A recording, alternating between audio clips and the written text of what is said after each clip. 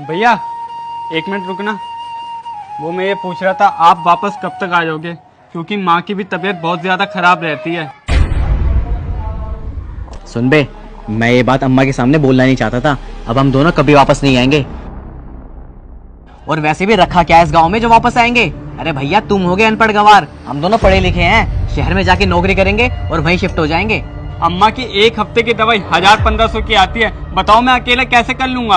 अरे तो भैया हम क्या करें, तुम्हारे चक्कर में अपना फ्यूचर खराब कर ले क्या। ओ भैया हमें भी खाना कमाना है, आगे बढ़ना है, तुम्हारी तरह पीछे नहीं रहना।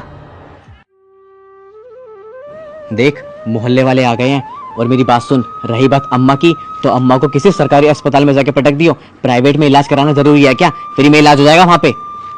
हम चलते हैं, अब चल। देख रहे हो क्या जमाना आ गया है? माँ बाप की जरा सी भी कदर नहीं करते ऐसे लोग।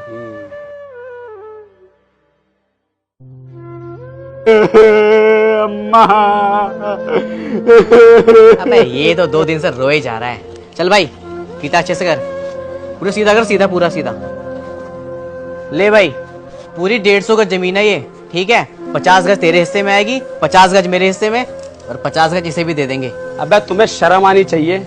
सिर्फ 2 दिन हुए अभी तुम्हारी माँ को मरे हुए और तुम यहाँ पे आके जमीन नापने लग गए हैं। अबे इतना भी सब्र नहीं हुआ? देखो भाई ये हम तीनों भाइयों का आपसी मामला है, तुम पड़ोसी बीच में ना बोलो तो अच्छा है। अबे क्यों ना बोले बीच में, है भाई क्यों ना बोले? बेटा हम तो बोलेंगे क्योंकि हमने अपनी आंखों से देखा है। तुम अपनी माँ को इसके भरोसे छोड़ के गए थे। बेचारे ने दूसरों के आगे हाथ जोड़ जोड़ के पैसे मांगे, जब जाके अपनी माँ का इलाज कराता था वो। तुमने एक बार भी आके देखा है? तुम तो बहुत बड़े पढ़े लिखे हो ना, बहुत ज्यादा अव्वल दर्जे के इंसान बन गए हो, हैं? शहर जाके बस गए। जैसी तुम्हारी माँ मरी तुरंत आगे भाग के उसका हिस्सा लेने। नहीं भैया मुझे कोई हिस्सा नहीं चाहिए, इन दोनों को ही दे दो सब कुछ। जब मेरी माँ ही नहीं रही तो मैं इस घर में रह के क्या करूंगा, मैं भी ये घर छोड़ के चला जाऊंगा। चुप बे, तू चुप करके बैठा रहे। हाँ भाई देखो शाम का टाइम हो रहा है, मैं ज्यादा बोलना नहीं चाहता। इससे पहले मैं मोहल्ले वालों को इकट्ठा करके तुम्हें जलील करके यहाँ से भगाऊं, तुम चुपचाप खुद चले जाओ। अच्छा तो तुम्हारे ऐसे समझ में नहीं आ रही, जा मैं बुला के ला मोहल्ले वाले को, जा। अरे रुको, कोई जरूरत नहीं है उन्हें बुलाने की, हम जा रहे हैं, चला। सुनो भाई रुकना जरा, काफी दिनों से दिल में कुछ बात थी तुम्हारे लिए, आज मौका मिला सोचा बोली दूं।